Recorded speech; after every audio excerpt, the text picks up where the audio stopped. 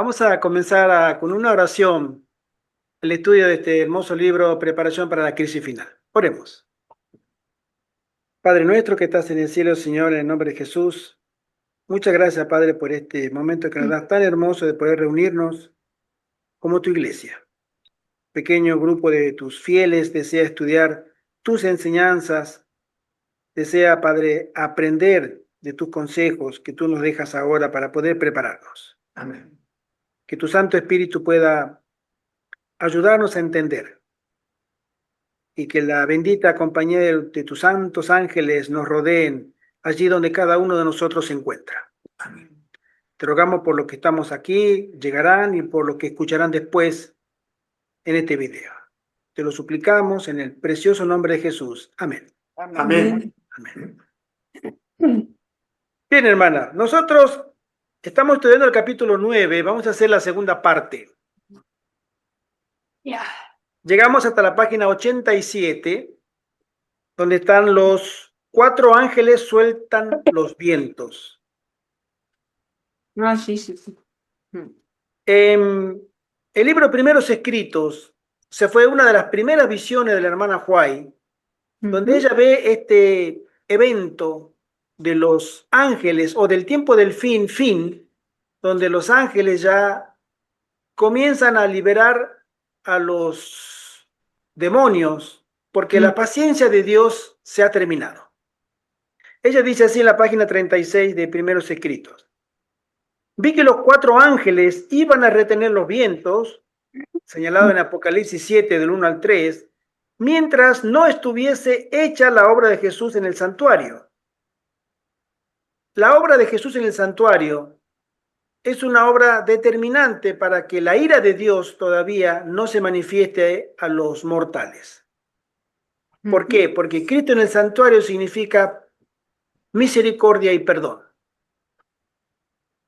Cuando la obra de Jesús hasta el día de hoy, en el día de expiación, en su ministerio en el santuario del cielo, está llevando esa actividad, es porque todavía Dios está recibiendo en el nombre de su Hijo a todas las oraciones de los santos, clamando misericordia, perdón de los pecados,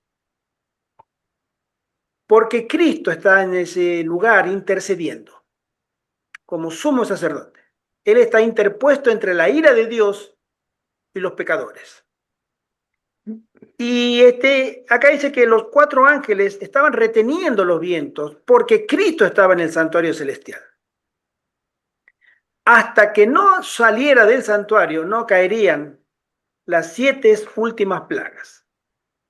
Juan ve los elementos de la naturaleza, terremotos, tempestades y lucha política, representados como siendo retenidos por 4 ángeles. Estos vientos están bajo control hasta que Dios ordena soltarlos. Ahí está la seguridad de la iglesia de Dios. Los ángeles de Dios son los que retienen los vientos de la tierra. Los vientos de la tierra, los vientos, la palabra vientos en Apocalipsis es una palabra general o generalizada que se escribe como neuma, aires o viento, o espíritus. Y son retenidos los espíritus para que ellos no hagan la obra que tienen que hacer. Entonces, para que no soplen sobre la tierra, ni sobre el mar, ni sobre ningún árbol, hasta que los siervos de Dios sean sellados en sus frentes. Esto es una obra muy solemne. Estos tiempos en el que nosotros pronto entraremos como pueblo de Dios, es una obra tremendamente solemne que el pueblo de Dios tiene que participar. Es necesario que el pueblo de Dios también esté inmerso. Nosotros no somos como ese gran grupo evangélico, pentecostal y protestante que sostiene que la iglesia va a ser raptada. Acá no hay ningún rapto. La iglesia queda acá, porque esa crisis la va a terminar de purificar. La iglesia necesita ser purificada. Se va a encontrar en pocas semanas, muy poco tiempo, se va a encontrar con su hacedor en persona. Y tiene que tener un carácter, pero tan perfecto, físicamente hablando, que si no lo tiene en la misma majestad y santidad de Jesucristo, en su segunda venida, lo terminaría fulminando. Esta es una respuesta también que se da a esa nueva teología de la última generación, que dice que nosotros seguiremos pecando hasta que Cristo venga. Sí, sí. Si nosotros seguimos pecando hasta que Cristo venga, ¿qué diferencia tenemos con los impíos? Ninguna. Ninguna. Seremos barridos como ellos. Pero ellos dicen, no, sí tendremos, porque cuando Él venga con la voz de su mando, nos va a cambiar. Eso es un engaño tremendamente eficaz y satánico, no tiene otra fuente. La iglesia tiene que ser purificada por medio de la crisis. Es la herramienta que el cielo ha designado para emblanquecer, para, valga la redundancia, purificarla a su iglesia. Y la gran crisis va a producir la última purificación en sus caracteres a estas personas. Es la voz de su ángel más encumbrado la que tiene autoridad para ordenar a los 4 ángeles que mantengan en jaque los 4 vientos hasta que esta obra, el sellamiento, sea realizada y hasta que él ordene que los deje libres. El ángel más encumbrado es el encargado de todo este movimiento en los cielos. Él refrenará las fuerzas de las tinieblas hasta que se dé al mundo la amonestación y todos los que quieran escucharla estarán preparados para el conflicto. Son tremendos eventos que van a suceder. Ya el tiempo de angustia previo está para finalizar. La última predicación se está dando en ese momento, la última amonestación, no hay más. No hay más. Las últimas almas, los obreros de la hora undécima, están terminando de llegar a las filas del Señor. Y es ahí donde se produce estos eventos que estamos leyendo. Conflicto de los siglos nos dice, mientras Jesús siga intercediendo por el hombre en el santuario celestial, los gobernantes y el pueblo seguirán sintiendo la influencia refrenadora del Espíritu Santo, la cual seguirá también dominando hasta cierto punto las leyes del país.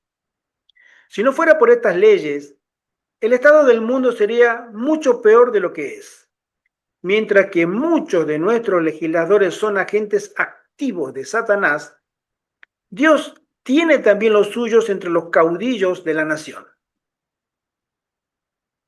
Aunque ya se levantaría nación contra nación y reino contra reino, no hay todavía conflagración general. Esto es lo que nosotros conocemos como la primera parte de Mateo 24, donde dice que había rumores de guerra, como hoy, pero ya cuando se desata la crisis, ya no hay rumores. Nación se levanta contra nación.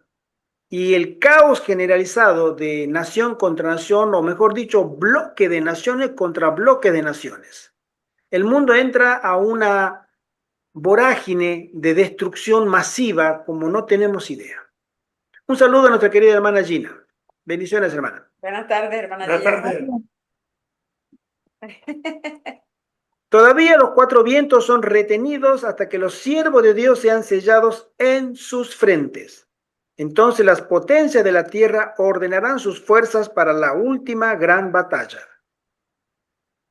Al salir Jesús del lugar santísimo, dice la hermana Juan en primeros escritos, oí el tintineo de las campanillas de su túnica. Una tenebrosa nube cubrió entonces a los habitantes de la tierra. Ya no había mediador entre el hombre culpable y un Dios ofendido. Mientras Jesús estuvo interpuesto entre Dios y el pecador, tuvo la gente un freno. Pero cuando dejó de estar entre el hombre y el Padre, desapareció el freno y Satanás tuvo completo dominio sobre los finalmente impenitentes. Ese día nosotros no sabemos cuándo será. Es un día donde se promulga esa gran sentencia de Apocalipsis 22, que el que es injusto sea injusto, el que es limpio, limpio, etc. Es un día del que la gracia habrá terminado. El mundo seguirá su ritmo normal, su frenesí, su conducta impiadosa, y no sabremos. La hermana Ojeda menciona que ni Satanás mismo sabe qué día vendrá, pero él intuye por los movimientos espirituales, por el movimiento de los ángeles de Dios, que hay movimientos, se están retirando los ángeles de lo que antes cuidaban, que eran los pecadores, y también a la naturaleza. Y él ve que algo sucede, algo grande está, porque todos los ángeles que antes protegían a los suyos ya han dejado de protegerlo. Y entonces él sabe que llegó el día, su gran día, para que él actúe con las manos libres. El apóstol San Juan, estando en visión, oyó una gran voz que exclamaba en el cielo: ¡ay de los moradores de la tierra y del mar! Porque el diablo ha descendido a vosotros teniendo grande ira, sabiendo que tiene poco tiempo. Espantosas son las escenas que provocaron esta exclamación de la voz celestial. La ira de Satanás crece a medida que se va acercando el fin, y su obra de engaño y destrucción culminará durante el tiempo de angustia. Es una obra, como dijimos la semana pasada, que el hombre todavía no tiene una noción cabal de la envergadura de las dificultades en que va a entrar esta humanidad, esta civilización. Personalmente siempre dije, la hermana Juan menciona que todo lo que Satanás tiene en su corazón lo tiene que mostrar en el tiempo de angustia de Jacob. No va a haber nada. ¿Por qué? Porque Dios tiene que continuar el plan de la redención con todas las dudas, preguntas, interrogantes respondidos. Todo, absolutamente todo. No tiene que quedar nada, como decimos, en el tintero. Todo lo que hay en el corazón de Satanás tiene que florecer. Eso incluye, y personalmente es una apreciación mía, muy personal de este servidor, que el tiempo de angustia de Jacob no será de varios años, 3 años y medio, dicen algunos pastores adventistas, porque en ese tiempo se levantará nación contra nación, y también creo que no entraremos a la eternidad con la duda: ¿y qué hubiera pasado si hubiera estallado una tercera guerra termonuclear? ¿Qué hubiera? No, no podremos entrar. Esa guerra estallará. Y una guerra termonuclear, hermana, no es una guerra de Ucrania, Rusia, no es una guerra de Israel, Gaza o los hutíes, y no es una guerra convencional como la que estamos acostumbrados a ver nosotros. Los especialistas en el tema mencionan que una guerra termonuclear y después viene el invierno nuclear, pero una guerra termonuclear duraría entre 24 y 48 horas. 2 días, como mucho, porque va a ser tan fulminante el ataque de un bloque, en este caso se cree que será el bloque oriental, Rusia y China, con el bloque occidental, la OTAN, que va a ser tan devastador que no se necesita meses ni años para un ataque de esa envergadura, porque no se va a dar tiempo. Ahí el que ataca primero ataca 2 veces. Y son guerras que después vendrá lo que conocemos como el invierno nuclear. Olvidémonos de las cosechas, de la siembra, de la alimentación normal, del agua potable normal. Y es ahí donde nosotros, creo, en ese contexto aterrador, los impíos tendrán que buscarse la vida o la comida a como dé lugar, y ese escenario solamente en mi cabecita puede entrar que sea peor de lo que pasó en el sitio de Jerusalén en esos 6 meses que hizo Tito, porque la hermana Juay, lo vamos a leer ahora, que dice, ni esas escenas donde se comían unos a otros, donde la escasez del alimento era tremenda, se compara al tiempo de angustia de Jacob. Para los impenitentes. Fíjense ustedes lo que significará. Tremendo, ¿eh? No solamente la guerra nuclear, donde van a morir millones, y diría cientos de millones, sino el siguiente invierno nuclear, la radioactividad, ¿no? Entonces, creo que Satanás va a dar esa guerra porque él se va a llevar a millones al descanso, pero porque tiene las manos libres. Ya nada lo refrena. No hay ángel, no hay Dios, no hay Jesús que le diga detente porque ellos se pueden arrepentir. Ya nadie más tiene ese llamado de arrepentimiento. Y eso es lo que nos señala este capítulo. Sigo leyendo. La descripción del tiempo de angustia. Por favor. Sí. Descripción del tiempo de angustia. En aquel tiempo se levantará Miguel, el gran príncipe que está de parte de los hijos de tu pueblo. Y será tiempo de angustia, cual nunca fue desde que hubo gente hasta entonces. Pero en aquel tiempo será libertado tu pueblo, todos los que se hallen escritos en el libro. Daniel 12, verso 1. Cuando él, Jesús, dice la hermana Juan en el conflicto de los siglos, abandone el santuario, las tinieblas, y acá hay un apóstrofe con una aclaración, dice, en el espíritu de profecía no hay evidencia de que esta tiniebla, sea una oscuridad física o de que se trate de señal física de alguna clase, sino las tinieblas morales, ¿no? Satanás comienza a obrar su obra de destrucción. Dice, las tinieblas envolverán a los habitantes de la tierra. Durante ese tiempo terrible, los justos deben vivir sin intercesor, a la vista del santo Dios. Nada refrena ya a los malos. Y Satanás domina por completo a los impenitentes empedernidos. La paciencia de Dios ha concluido. El mundo todavía no conoce la realidad de un Dios en que su paciencia se ha acabado. La hermana Juárez menciona en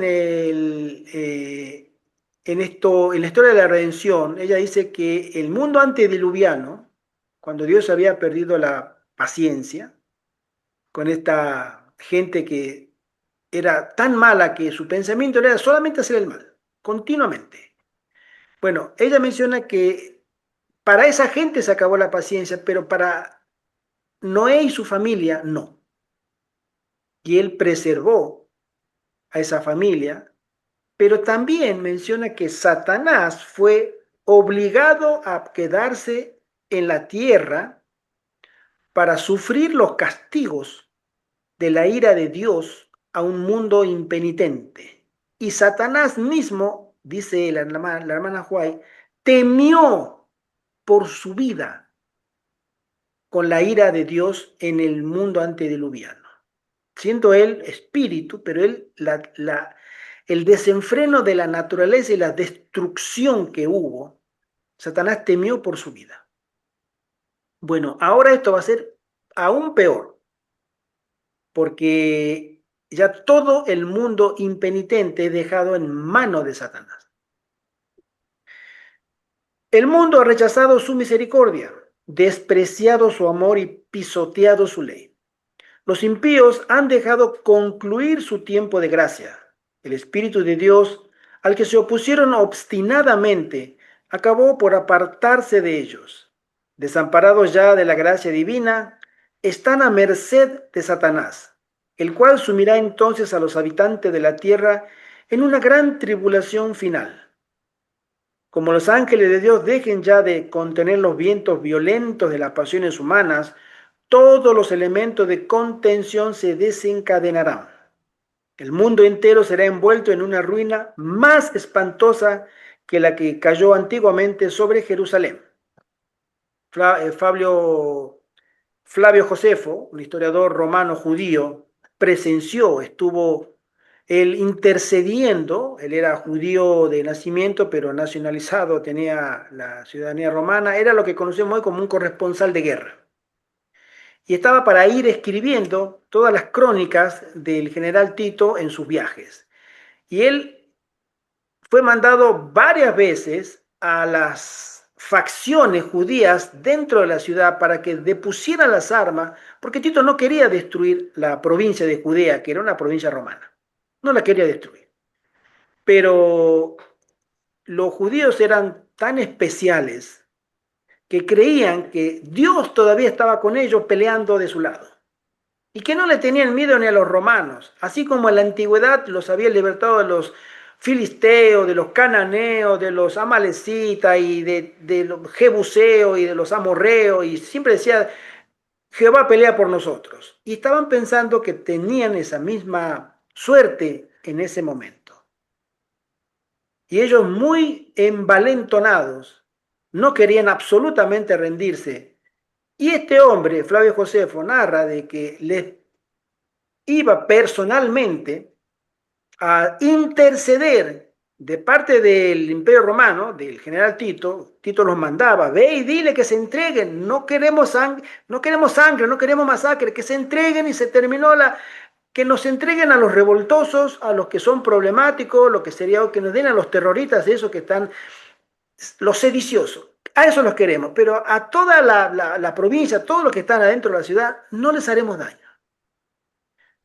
Y ellos, no, porque el Señor está con nosotros, el Señor está con nosotros.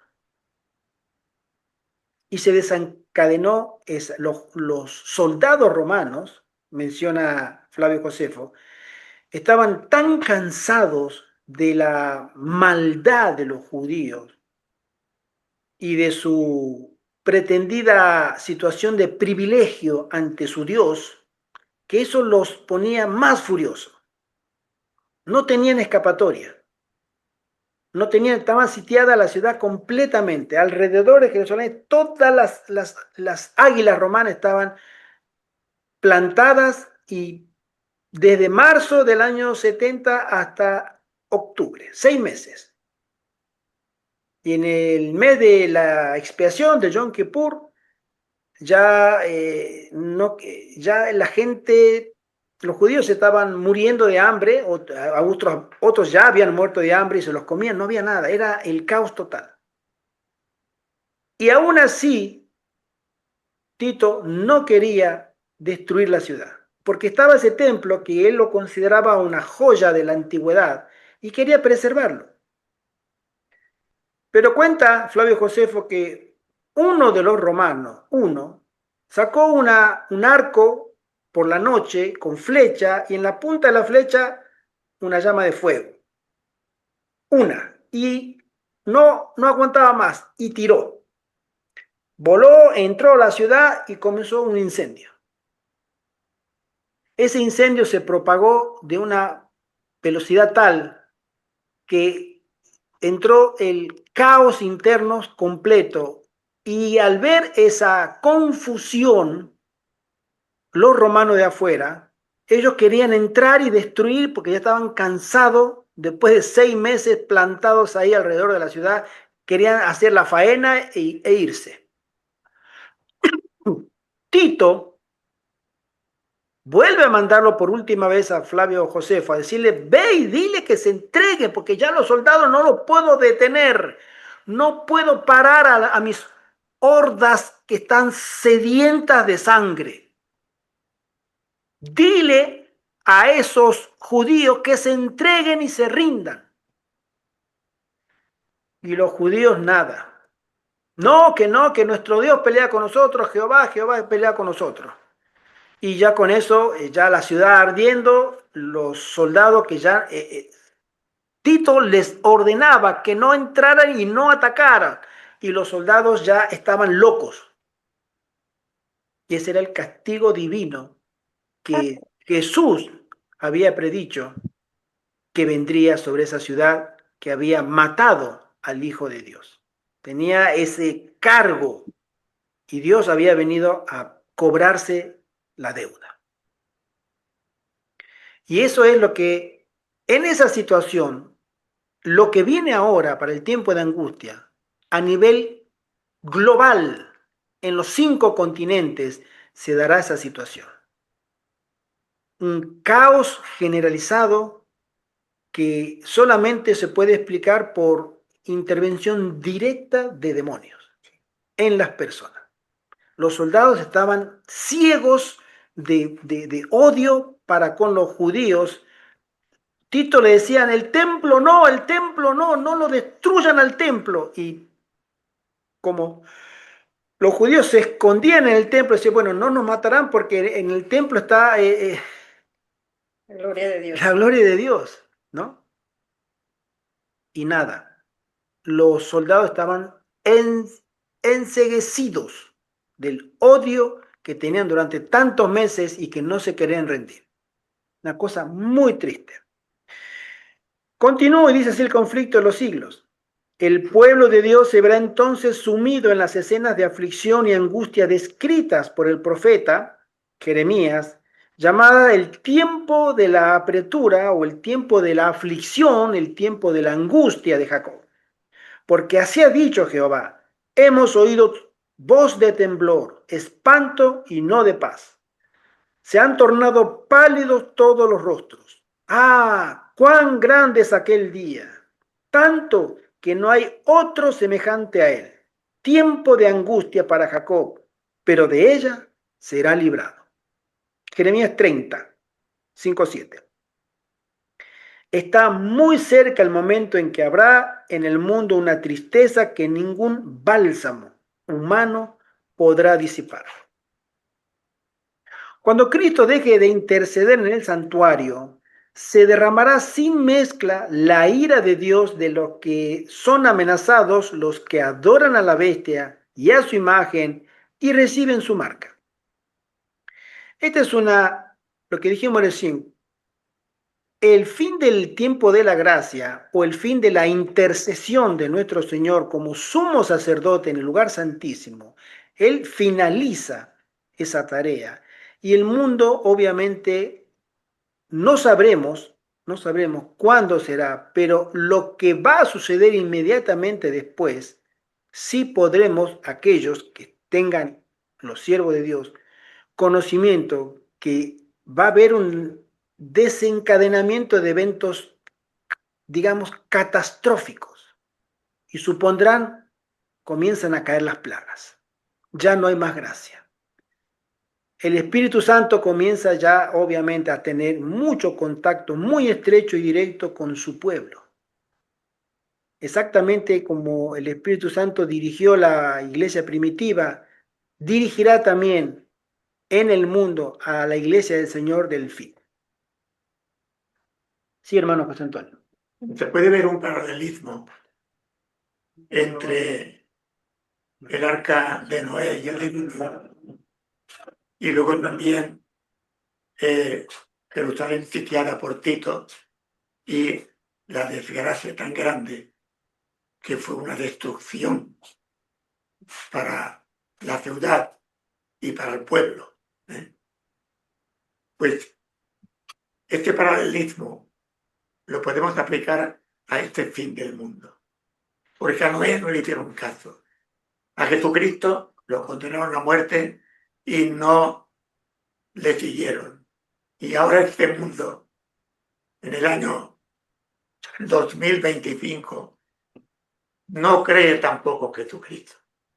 El sábado está tan olvidado, pero que gracias a Dios, ahí está este movimiento bíblico que llamamos Iglesia Adventista, pero a mí me gusta llamar movimiento bíblico, donde vemos ahí que está clamando Jesús a toda la humanidad, adorar a Dios, que es el creador, pero nos va a pasar como pasó en el diluvio, en el sitio de Jerusalén, la destrucción de Jerusalén y también la de este mundo.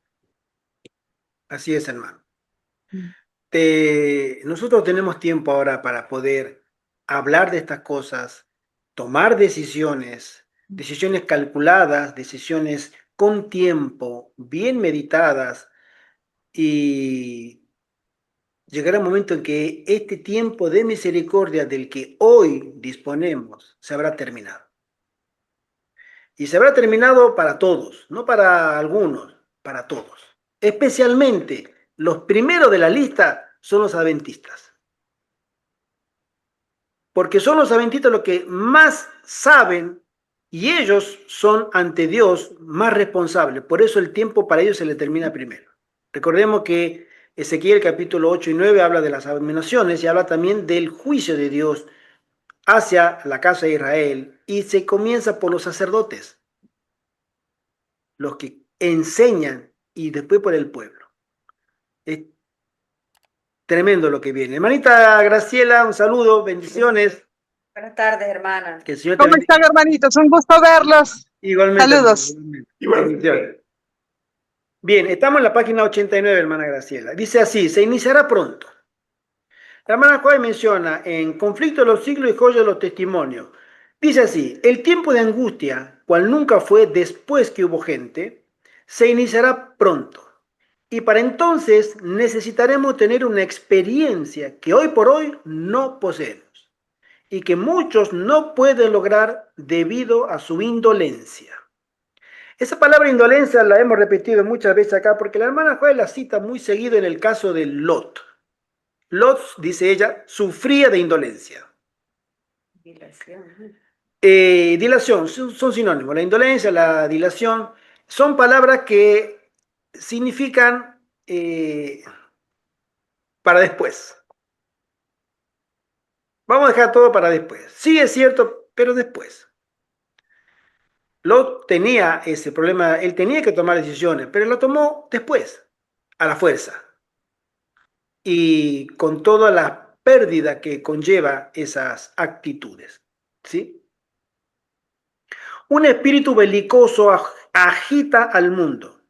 La profecía contenida en el 11º capítulo del libro de Daniel, capítulo 11, está casi completamente cumplida. Pronto se realizarán las escenas de angustia descritas por el profeta.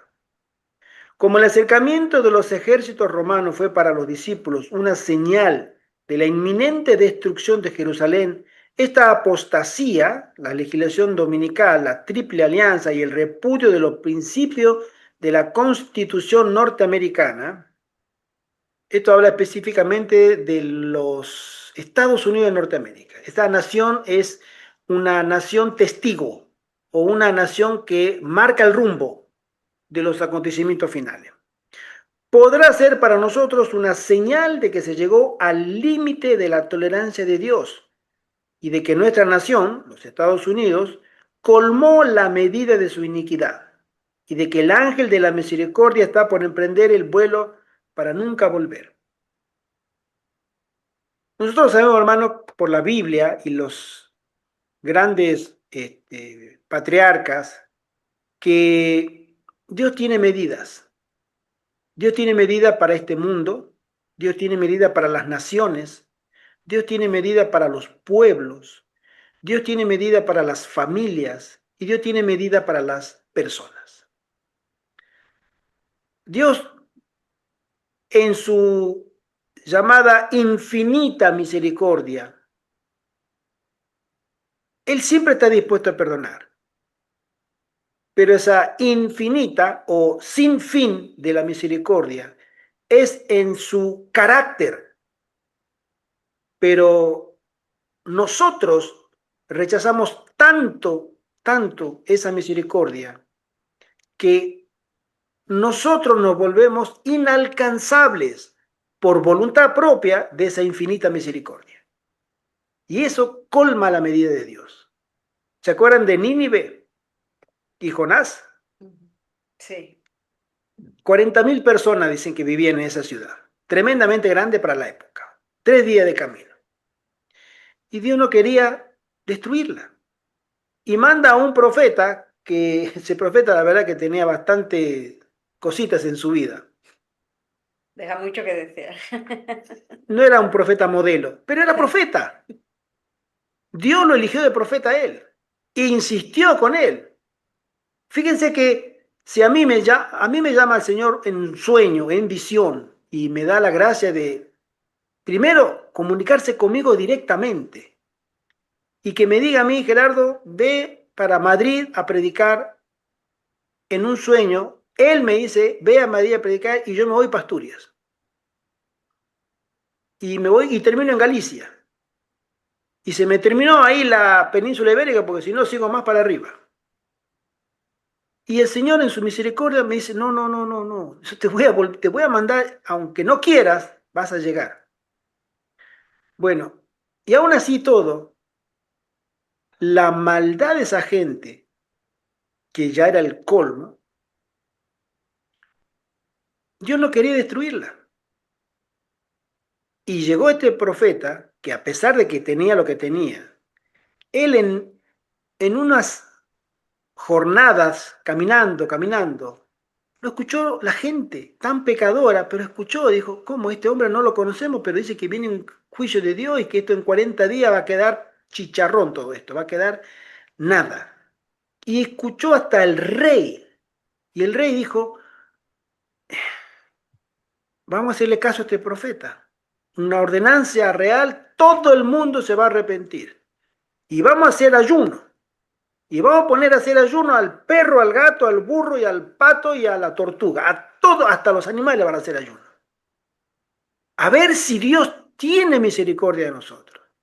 Y Dios se arrepintió de lo que iba a hacer porque vio a esa gente que se arrepintieron de sus pecados. Y es ahí donde Jonás, conocemos la historia, se enoja con Dios. Pero los límites de Dios, sabemos que después Nínive fue destruida 40 años después, no 40 días, 40 años, porque ya la maldad volvió de nuevo y Dios tuvo que destruir esa ciudad. Pero en 40 años antes se arrepintieron y tuvieron más tiempo, hasta que volvieron de nuevo. La paciencia de Dios es un tema muy interesante, porque al final del tiempo, la paciencia de Dios se revela hasta el último instante a cada alma. Dios nos va a juzgar a nosotros por las decisiones que hemos tomado personalmente. Yo no tengo nada que ver para Dios en la decisión que tome mi esposa. Ella es adulta y ella va a tener que dar razón y cuenta a Dios de sus actos y decisiones. Que yo influya, sí, lo voy a influir, pero la última decisión será de ella. Y la última decisión será del hermano José Antonio. Él con Dios. Y la hermana Cristín, ella con Dios. La última. La que va a determinar su destino eterno será ella misma. Y así con la hermana Gina, así con la hermana Graciela, y así con cada uno de nosotros. La última decisión, la que va a determinar mi destino eterno, va a ser mía. Y esa decisión es soberana y Dios la respetará. Si tú quieres estar en contra mío, vete. Si tú quieres estar a favor mío, vente conmigo. Pero tú tienes que decidir. Y cada alma al final del tiempo va a tomar esa decisión para un lado o para el otro. Y nosotros, aunque queramos pensar de que estamos del lado correcto, es la palabra de Dios la que determina si estamos o no del lado correcto. No es mi experiencia, mi convicción, lo que a mí me parece, lo que yo creo, lo que no. La palabra de Dios es la única que tiene la autoridad para definir lo que es correcto e incorrecto. Siempre fue así. El tiempo de la angustia de Jacob. Acá hay un párrafo del que hace mucho tiempo, este enfoque yo ya prácticamente lo tenía olvidado, pero que sí, hace mucho tiempo se creía así. Lo voy a leer, dice así.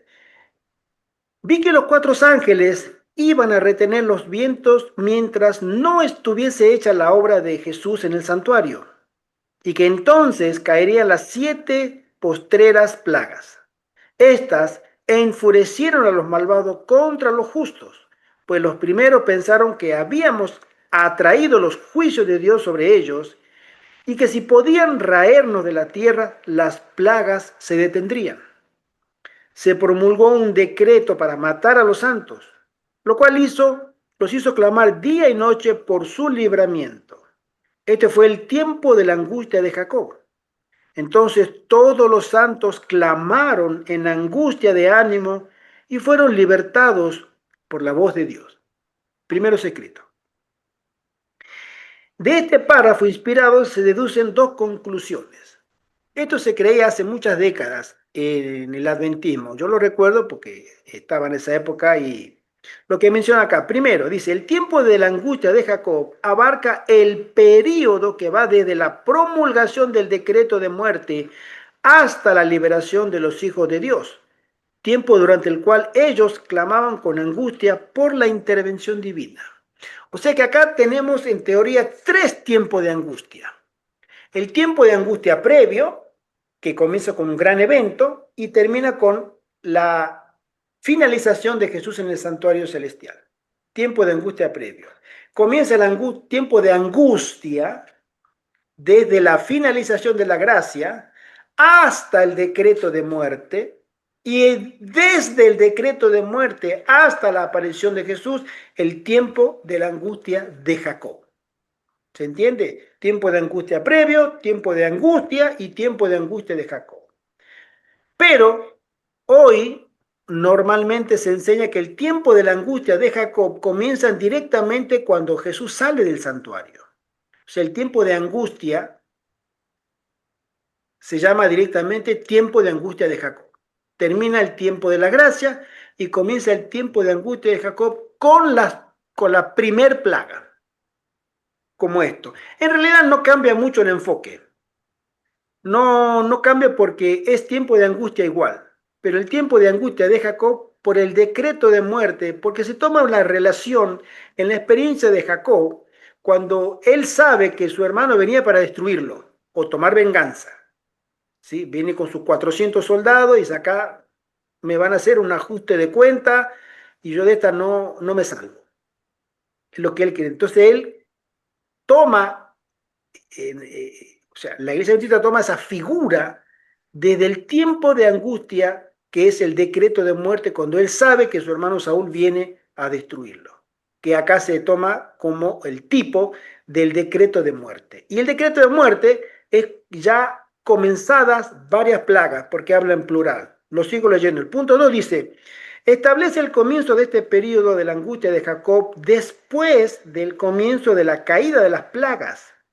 Las expresiones que aparecen en cursiva indican que el decreto se promulgó por lo menos después de algunas plagas que ya habían sido derramadas, pues usa la expresión plagas en plural. Es el sufrimiento que impone las plagas lo que acarreará el decreto de muerte. Entonces, es un enfoque, digamos, es una semántica, ¿no? No cambia en su esencia, no cambia en absoluto el contenido de lo que significa acá el tiempo de angustia. Y después habla de dos tipos de angustia, una angustia física y una angustia mental. La experiencia de Jacob durante aquella noche de lucha y angustia representa la prueba que habrá de soportar el pueblo de Dios inmediatamente antes de la segunda venida de Cristo. Primero, Jacob experimentó angustia por la situación material que lo confrontaba. Su hermano venía a su encuentro con 400 hombres armados, aparentemente con intenciones de venganza. También los santos sentirán angustia por la persecución material y el decreto de muerte. Y segundo, además, Jacob sintió una intensa angustia moral, mental o espiritual en su lucha con Dios en oración, porque no estaba seguro del perdón de sus pecados. Los santos pasarán por una experiencia similar de angustia, pero así como la noche de Jacob terminó con la bendición y la paz de Dios, conferidas al patriarca, el Señor colmará a sus hijos de paz, seguridad y esperanza en la noche de su prueba mayor. La angustia física, la persecución. Acá tenemos una figura bíblica del Antiguo Testamento, lo vamos a comentar ahora, que ejemplifica, y la hermana Juárez dice que esa historia que pasó en el Antiguo Testamento de persecución se volverá a repetir. Esa historia es un tipo de la angustia de Jacob de la última generación. Dice así: una vez que el sábado llegue a ser el punto especial de controversia en toda la cristiandad y las autoridades religiosas y civiles se unan para imponer la observancia del domingo, la negativa persistente por parte de una pequeña minoría de ceder a la exigencia popular la convertirá en objeto de execración o de rechazo o de repudio universal. Se demandará con insistencia, no va a ser algo aislado. La gente insistentemente va a solicitar que no se tolere a los pocos que se oponen a una institución de la Iglesia y a una ley del Estado. Esto es el ecumenismo en estado puro, todos a una con un mismo propósito, el bien común o el bien de la mayoría. Esto es el ecumenismo. Pues vale más que esos pocos sufran y que no naciones enteras sean precipitadas a la confusión y la anarquía. Este argumento parecerá concluyente y finalmente se expedirá contra todos los que santifiquen el sábado un decreto que los declare merecedores de las penas más severas y autorice al pueblo para que, pasado cierto tiempo, los mate. El romanismo en el viejo mundo y el protestantismo apóstata en Norteamérica actuarán de la misma manera contra los que honren todos los preceptos divinos. La hermana Juárez dice: conforme vaya acercándose el tiempo señalado en el decreto, el pueblo conspirará para extirpar la secta aborrecida. Satanás no quiere esperar a que se cumpla la fecha de ese decreto. Antes, cuanto antes mejor. Él quiere totalmente el control de todo el mundo y son esa secta aborrecida los que están frustrando sus planes. Se convendrá en dar una noche el golpe decisivo, que reducirá completamente al silencio la voz disidente y reprensora. El pueblo de Dios, algunos en la celda de las cárceles, otros escondidos en ignorados escondrijos de bosques y montañas, invocan aún la protección divina, mientras que por todas partes compañía de hombres armados, instigados por legiones de ángeles malos, se disponen a emprender la obra de muerte. Acá viene ya la persecución pura y dura. Entonces, en la hora de supremo apuro, es cuando el Dios de Israel intervendrá para librar a sus escogidos. Acá tenemos la historia que comenté hace un ratito sobre Esther. La historia de la reina Esther, o Hadasa, ejemplifica lo que va a pasar al final del tiempo. Vamos a mirarlo un ratito, no vamos a ver todo porque son 2 capítulos, van del 2 al 7 del libro de Esther. Pero la hermana Juárez menciona que esa historia del pueblo de Israel en ese momento, ¿sí?, se va a repetir al final del tiempo. Dice así: el mundo protestante de hoy ve en el pequeño grupo que guarda el sábado un Mardoqueo a la puerta. ¿Quién fue Mardoqueo? Mardoqueo fue el tío de Hadasa o de Esther, ¿sí? Un hombre piadoso.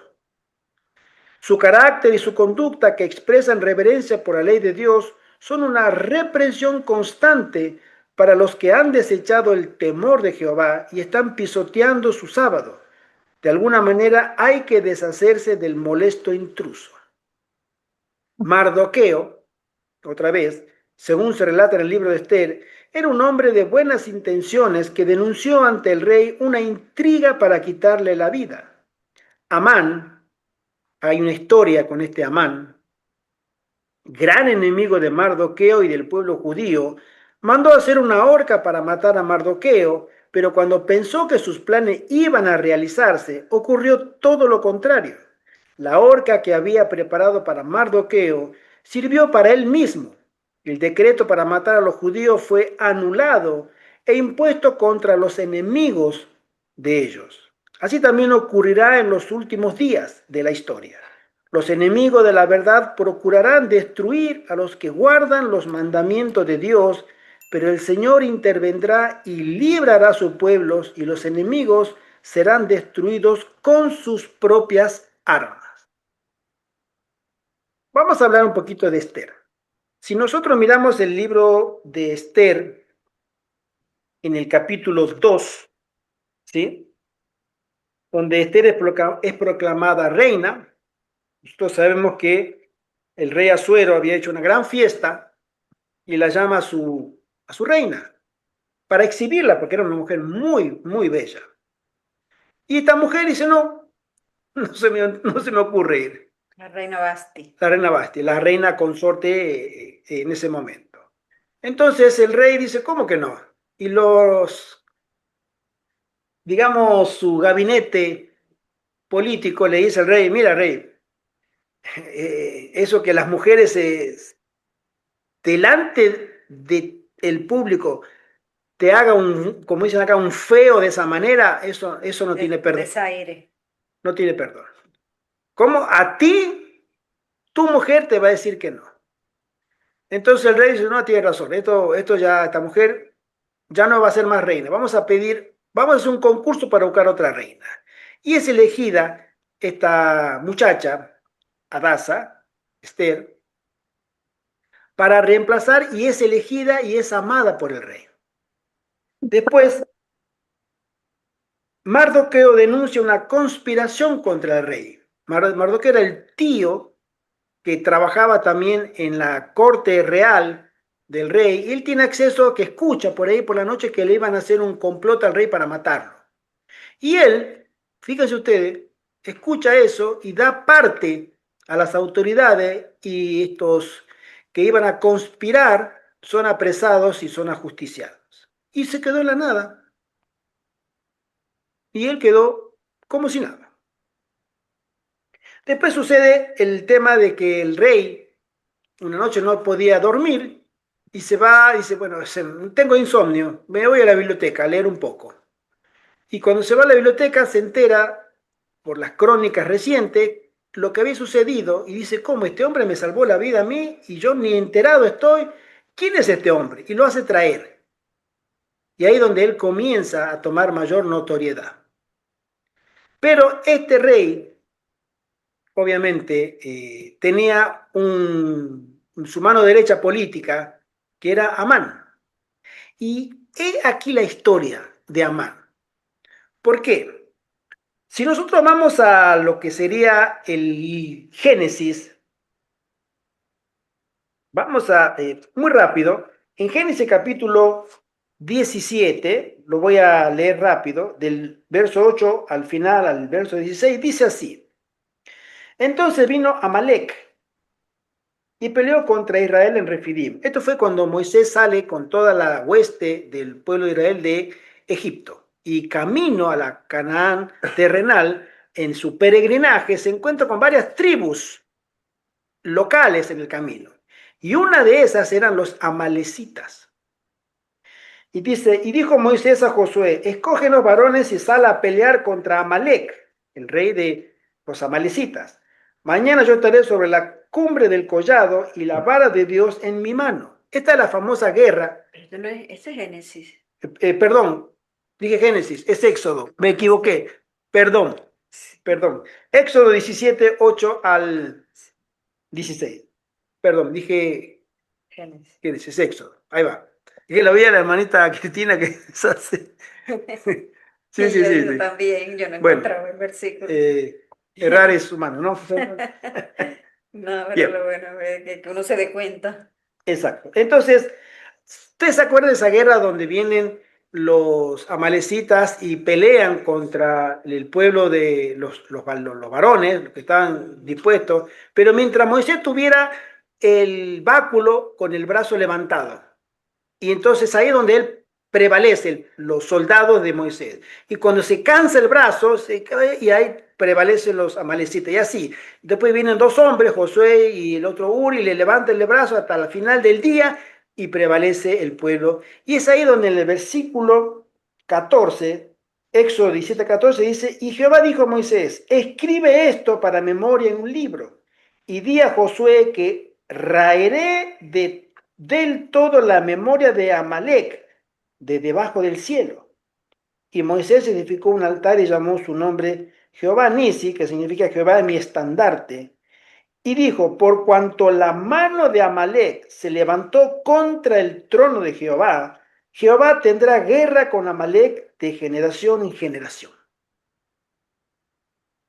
Resulta que Dios le dijo a los amalecitas, por cuanto ustedes salieron a pelear contra mi pueblo, que no es guerrero y que tampoco les hizo nada a ustedes, nosotros pasábamos por la tierra de ustedes, pero estábamos de paso.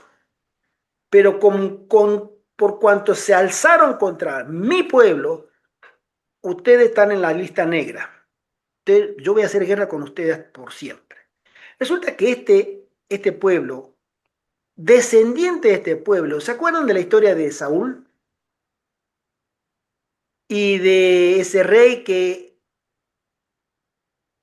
Samuel le dice, ve y pelea contra el rey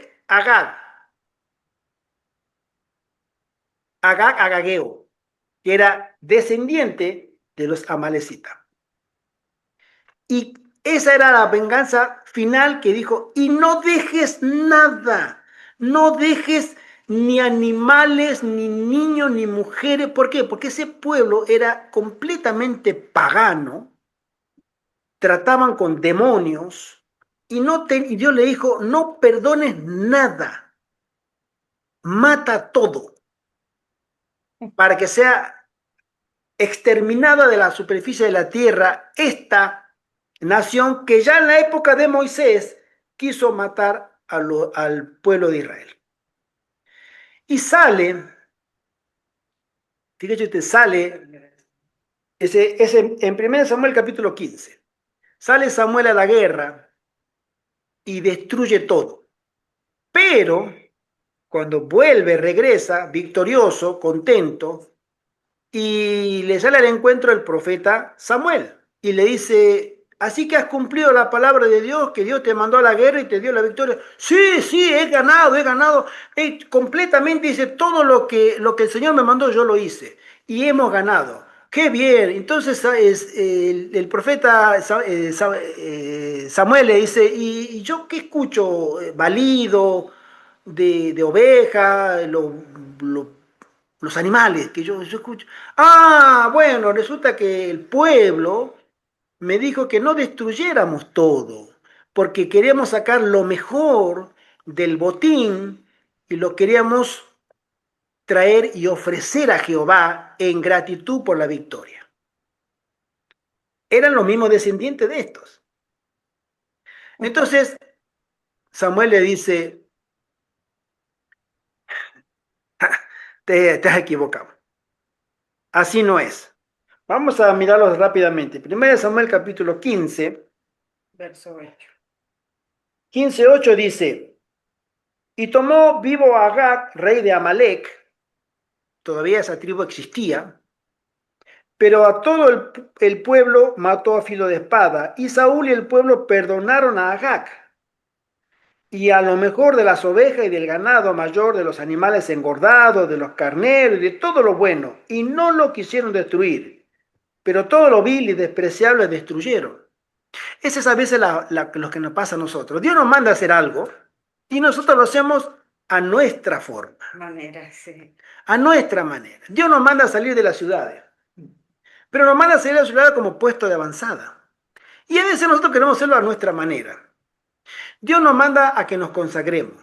Nosotros nos consagramos, pero Dios nos manda a que nos consagremos completamente. Bueno, pero yo voy a con algo. Hace poco escuchaba a una persona que decía que tenía una seria adicción, no sé si decirlo, al chocolate, etcétera. Pero yo algo tengo que tener. No, yo no puedo dejar de hacer esto que me gusta porque me gusta. Pero te hace mal. Ah, bueno, pero algo tengo que tener. O sea, a buscarle la vuelta, ¿no? Ese es nuestro gran problema como personas. Entonces, verso 10 del capítulo 15 de 1 Samuel. Y vino palabra de Jehová a Samuel y diciendo, me pesa haber puesto por rey a Saúl, le dice Dios a Samuel, al profeta, porque se ha vuelto en pos de mí y no ha cumplido mis palabras. Y se apesadumbró Samuel y clamó a Jehová toda aquella noche. Entonces, sigue la historia y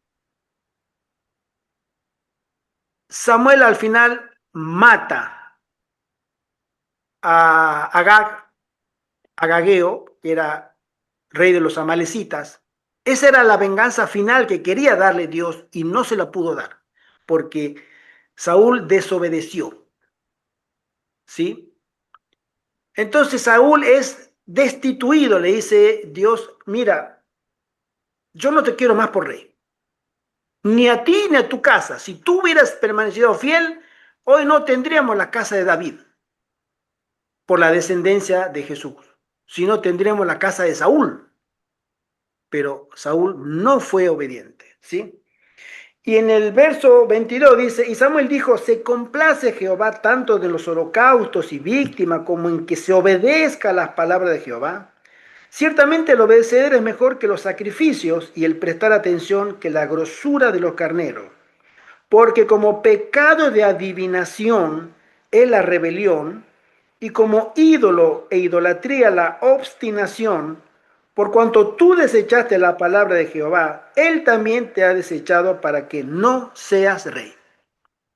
Saúl fue desechado, pero como rey, no como persona. Le quitó el trono y se lo iba a dar a otra persona. Pero ahí es donde Saúl, en vez de arrepentirse confiadamente en Dios y pedir perdón, después él se introduce mayormente más en la rebelión hasta que después termina en la casa de la bruja de Endor. Y ahí él termina su vida trágicamente. Bien. Bueno, resulta que este Agageo, el rey de los amalecitas, era descendiente de los amalecitas de Moisés. Pero este Amán que tenemos nosotros en la historia de Esther, es también Era descendiente de ese rey. era descendiente de ese rey.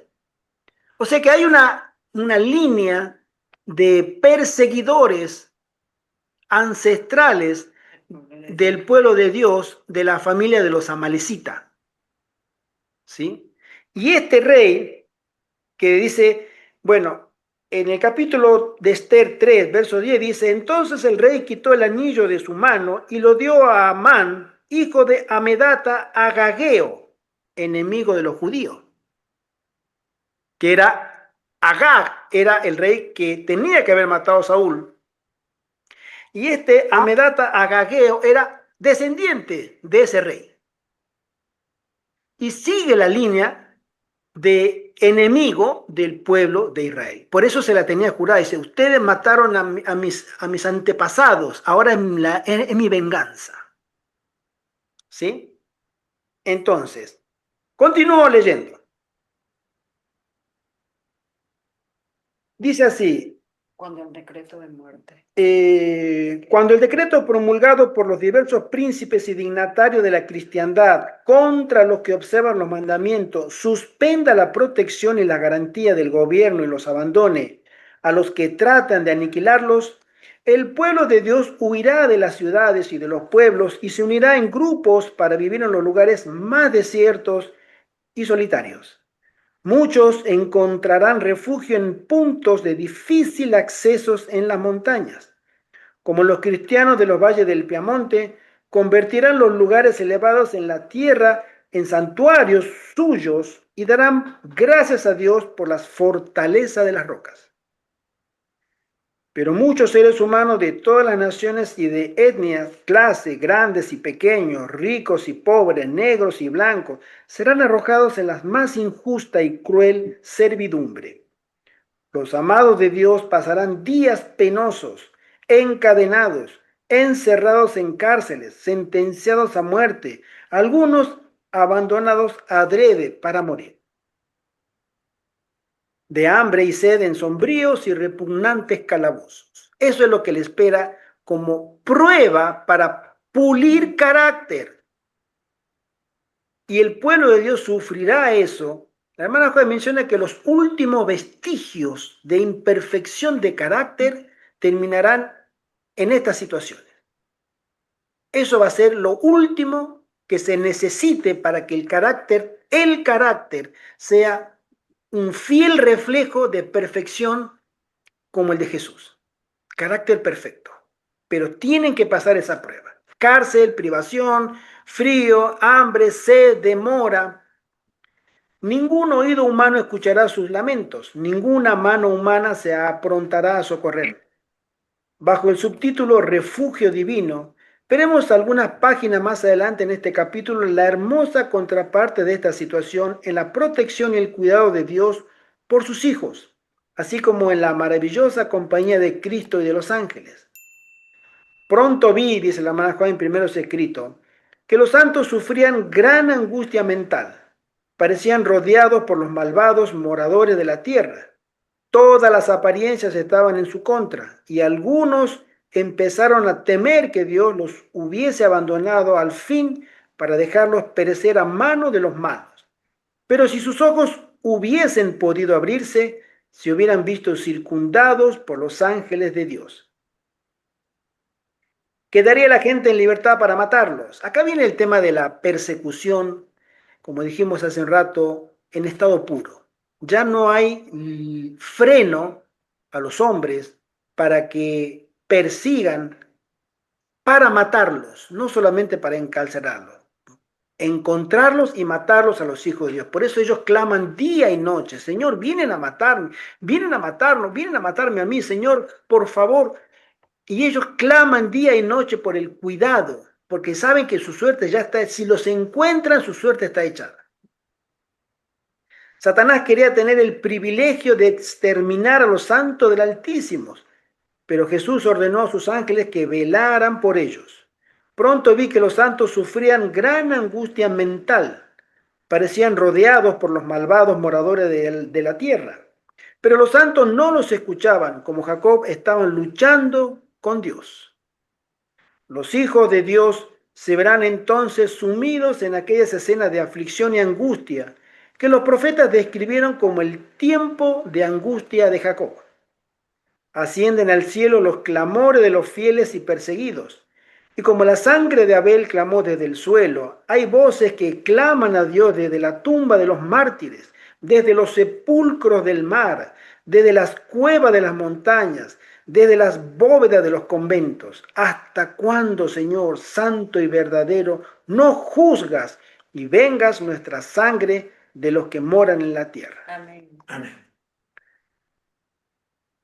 Nosotros sabemos ahora, quiero saludar a mi sobrino Lucas. Un saludo, El Lucas. Señor te bendiga. Buenas noches, Lucas. Encantado, sobrino, de tenerte. Nosotros sabemos que hay una ligera tendencia, siempre la hubo, sobre hacer énfasis en el papel del papado. Eso desde que este servidor es adventista, allá unos años atrás, hasta hoy, siempre ha surgido. Pero creo que este papa, el que acaba de asumir ahora, León XIV, es un capítulo aparte. ¿Por qué? Cuando yo me hice adventista en su momento, un saludo a nuestra querida hermana Alessandra, Un saludo. o Alexander. Alexander. Alexander. Alexander, buenas Han pasado ya varios papas. Bendiciones. Bendiciones, hermana. Bendiciones. Han pasado varios papas. Pablo VI, después Juan Pablo I, Juan Pablo II, Benedicto XVI, Francisco. Pero este papa, según la escatología bíblica y de los testimonios, tiene características muy interesantes. Yo quisiera leerlas porque este hombre, no en vano eligió él ese nombre, León XIV. El pastor Alberto Treyer escribió algo con respecto a este pastor, este papa que acaba de suceder. Dice así, lo voy a leer. El Papa León XIV es sucesor de Pedro, de Francisco o de León XIII. Él es León XIV. ¿Sí? Como los medios lo reconocen, cuando un papa elige un nombre es porque quiere seguir el legado de los papas anteriores que adoptaron ese nombre. Entonces tenemos que ver quién fue León XIII para entender mejor a León XIV. León XIV no tiene un mes, creo que no tiene ni 15 días de papa.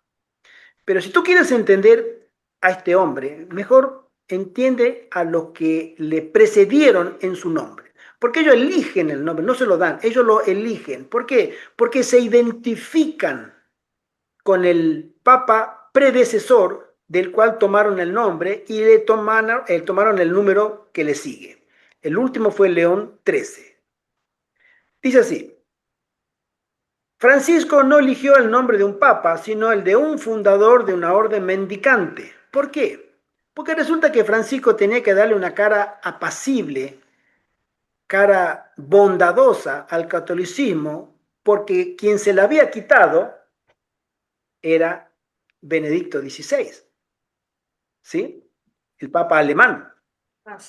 Ratzinger. ¿Por qué? Porque este papa era intransigente, no conectaba con la gente, tenía serios cargos, él y su hermano, en Alemania, otro también alto purpurado, de delitos sobre abuso infantil, entre otras cosas. Tenía un pasado y aparte era director de la Orden de la Congregación para la Doctrina de la Fe. Su nombre medio raro, pero no es otra cosa que la Inquisición.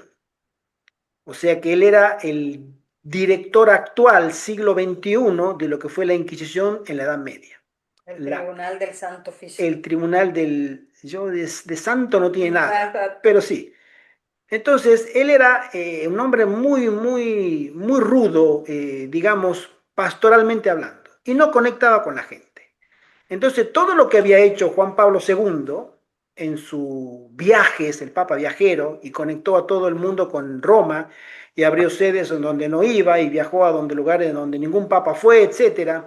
Este Ratzinger lo tiró para atrás al trabajo. Entonces, sale Francisco a un poco subsanar, lavarle la cara al Vaticano. Esta fue la obra de este jesuita. Nosotros sabemos que los jesuitas son los maestros de disfraces, ¿sí? Entonces se hizo más bonachón, un tipo más querido, más conectado con la gente, con los sufrimientos de la gente. Él le lavaba los pies a los niños, se fotografiaba con personas discapacitadas físicas, etc. Pero la elección del nombre de este nuevo papa, León XIV, da mucho que hablar, dice el pastor Treyer, especialmente por su predecesor más cercano, León XIII, hace 120 años, como destacan los medios.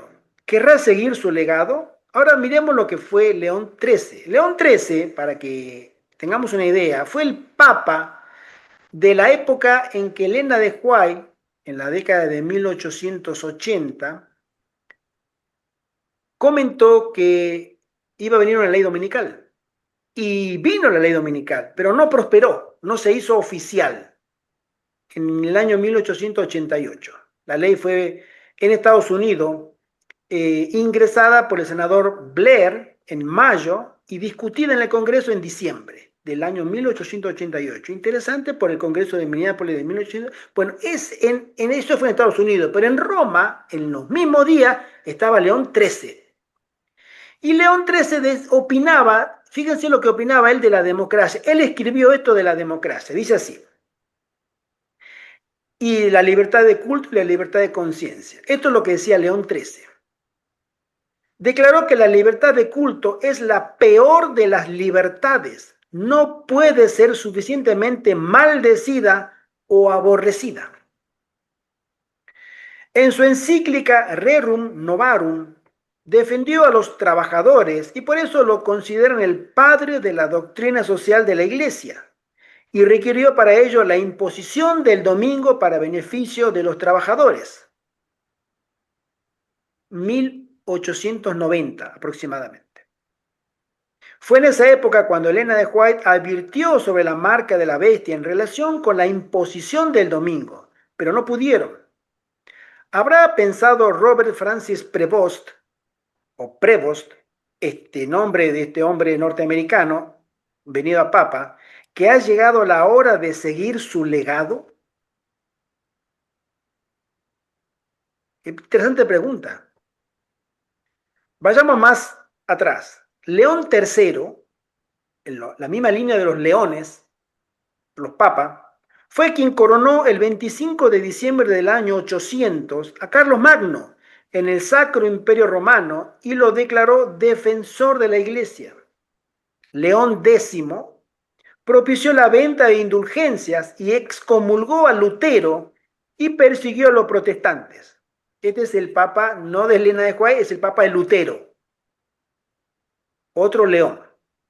Odiaban a los protestantes y odiaba la democracia, la libertad de conciencia, la libertad de culto, absolutamente.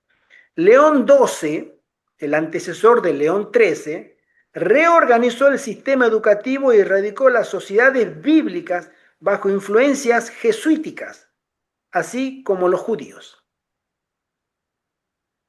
Y volvamos a León XIII, de quien se inspiró Juan Pablo II y ahora León XIV. El nuevo catecismo romano, acuñado por Juan Pablo II, dice que el derecho a la libertad religiosa no es ni una licencia moral para adherirse al error, ni un supuesto derecho al error. Eso es lo que dijo Juan Pablo II. Fíjense ustedes lo que significa el pensamiento de estos papas, ¿no? No es, o sea, si tú quieres tener libertad religiosa, ellos dicen, lo que tú quieres no es libertad religiosa, tú quieres una licencia moral para adherirte al error. Eso es lo que tú quieres. Interesante. ¿Dónde fundamenta semejante afirmación? Lo dice el mismo catecismo en el inciso 108.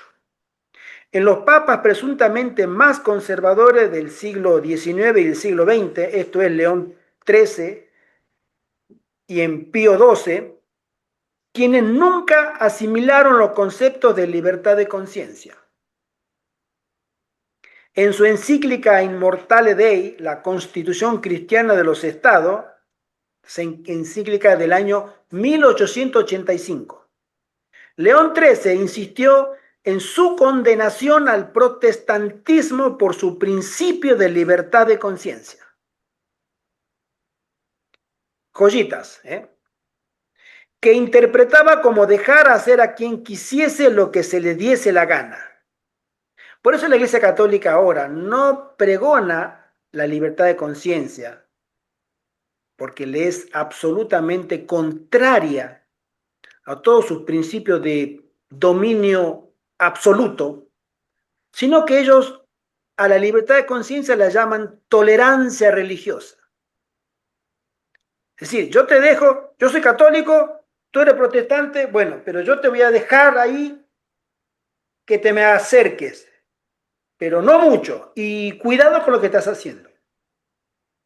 Para ellos eso es libertad de conciencia, pero es tolerancia nada más. Ese principio interrumpía la conexión ordenada de alma y cuerpo en el ejercicio de la autoridad, según argumentaba León XIII, en armonía con los papas medievales.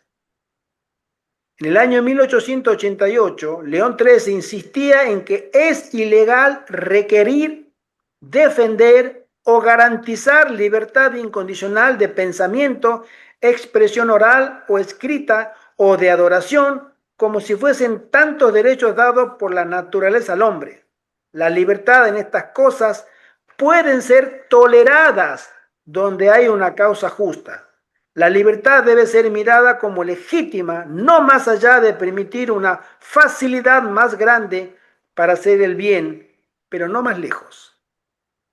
ellos toman la libertad de conciencia como una mínima tolerancia y solamente a lo que nosotros llamemos hacerle el bien, no lo que tú le llamas hacer el bien. Ese es el espíritu del dragón, es el espíritu de Satanás hablando aquí por medio de estos papas. Y este León XIV, como se dice acá, tiene todas las papeletas para seguirle el mismo legado del lado del europeo y del lado del Atlántico para el oeste de Estados Unidos. Tenemos Donald Trump, pro protestante, pro evangélico. O sea, se han juntado, como decimos nosotros, el hambre y la gana de comer. Los dos, y recién este papa va a durar lo que le dure su vida. Y apenas este presidente está comenzando su mandato. Tiene 4 meses recién, 4 o 5 meses, no más. Fíjense lo que falta. Pero veamos la trayectoria de León XIV. Dicen que está inscrito como miembro del Partido Republicano. Está como Trump contra la ideología woke, la banderita multicolor y todas las cuestiones esas, en lo que respecta al género especialmente, pero sigue el legado de Francisco a favor de la inmigración. Es comprensible porque quiere cambiar la fisonomía religiosa de los Estados Unidos, su país de origen, con gente que profese la religión católica de América Latina.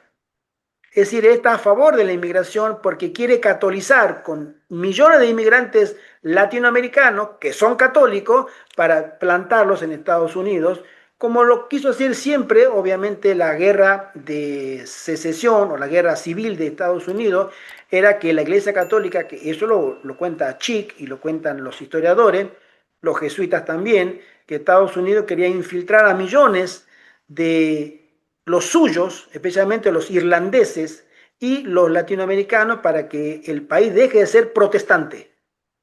Y lo ha logrado, porque hoy por hoy prácticamente Estados Unidos ya está catolizado. ¿Sí? Entonces, sigue el tema, ya va más, ya se va la hora. Esto es lo que nos espera ahora con respecto a la no probable, a la segura persecución que el pueblo de Dios va a sufrir al final del tiempo. Voy a leer el último párrafo en la página 91, que dice así: vi que se tomaban medidas contra la hueste que tenía la luz y el poder de Dios, pero esta hueste, aunque rodeada por densas tinieblas, se mantenía firme, aprobada de Dios y confiada en Él. Luego vi a sus filas perplejas, las oí clamar a Dios con fervor. Ni de día ni de noche dejaban de orar. Hágase, Señor, tu voluntad.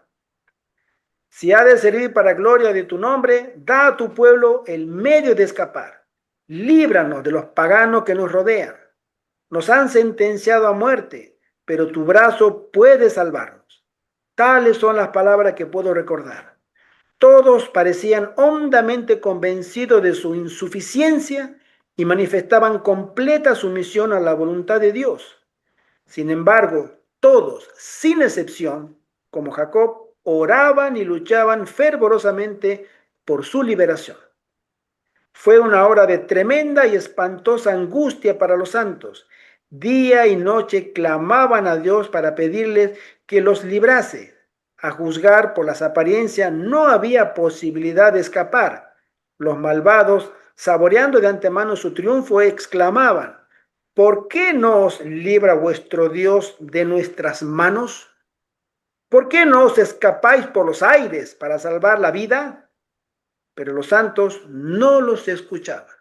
Ellos estaban conectados en oración ferviente con Dios. Y queridos hermanos, hasta acá llegamos ahora. El Señor está preparando su pueblo.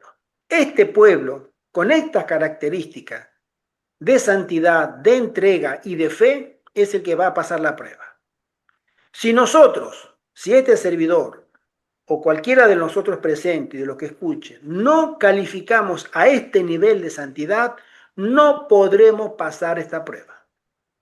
Y en ese tiempo no habrá la odisea. Hoy tú te puedes quedar en tu casa y creer que tú eres bueno y creer que Dios te aprueba. En ese momento, o Satanás toma tu corazón o el Espíritu Santo tiene tu corazón. O estás a favor y sufres con los santos, o estás en contra y tú persigues a los santos. De nosotros depende nuestro destino y tenga el Señor misericordia de su iglesia. Amén. Amén. Necesitamos orar los unos por los otros. Oremos los unos por los otros, mis queridos hermanos. Intercedamos, hagamos paz con Dios. Pidamos y roguemos al Espíritu Santo en espíritu de arrepentimiento. Necesitamos arrepentirnos de nuestros pecados. Dios está presto a escucharnos, presto a perdonarnos y presto a bendecirnos a aquellos hijos fieles que tienen temor de su nombre y que son obedientes a su palabra. Amén. Hombres y mujeres santos solamente serán sellados. Hombres y mujeres santos serán solamente resguardados por el Espíritu Santo y protegidos por los ángeles. Hoy es el momento de cambiar nuestro rumbo, replantear nuestras prioridades, organizar nuestra vida, porque lo que se viene pronto va a venir rápido y no nos dejará margen para maniobrar si es que no lo hacemos con tiempo. Cuando venga la crisis, y recordemos la parábola de las 10 vírgenes, la crisis solamente separó a los grupos. Los que estaban preparados de los que no estaban preparados. Dos grupos. La virgen sabias y las vírgenes fatuas o insensatas. La crisis no hizo más que eso. No preparó a nadie. O estabas ya preparado o no estabas preparado y te diste cuenta tarde que no estabas preparado. Tenga el Señor misericordia de cada uno de nosotros. Consagremos nuestra vida, mis hermanos. Acerquémonos al trono de la gracia con fe, en el nombre de nuestro Señor Jesucristo. Y arrepintámonos de nuestras faltas y pecados, que Dios está pronto a perdonarnos y purificar nuestra vida y sumarnos Él a su ejército. Porque Él levantará un ejército para vindicar su carácter, su ley, y que los santos serán la cara visible de la santidad de Dios en este mundo en el peor momento de la historia. Oremos. Padre nuestro que estás en el cielo, Señor, gracias por este momento hermoso que nos das, Señor, para poder meditar en tu palabra. Gracias, Señor. Te ruego en el nombre de tu Hijo amado que tengas tu misericordia de cada uno de los presentes. Tengas tu misericordia de tu iglesia y tengas tu misericordia de este servidor. Amén. Ayúdanos, Señor. Necesitamos de ti. Que tu Espíritu Santo nos lleve a un verdadero y cabal arrepentimiento para estar en paz contigo y contar con tu bendición. Amén. Te lo suplicamos en el nombre precioso y bello de Jesús. Amén. Amén. Amén. Mi querido hermano, gracias por acompañarnos, hermano Alexander, hermana Graciela, hermanita Cristín, Lucas, hermanita Ginny. Que el Señor les bendiga y que Tengan proteja. una feliz noche. Proteja Y su feliz pueblo. tarde, los hermanos. Feliz que están en tarde y Sudamérica. feliz noche. Luquitas, encantado de verte. Saludos a la familia y por supuesto, fuerte abrazo. Un fuerte abrazo.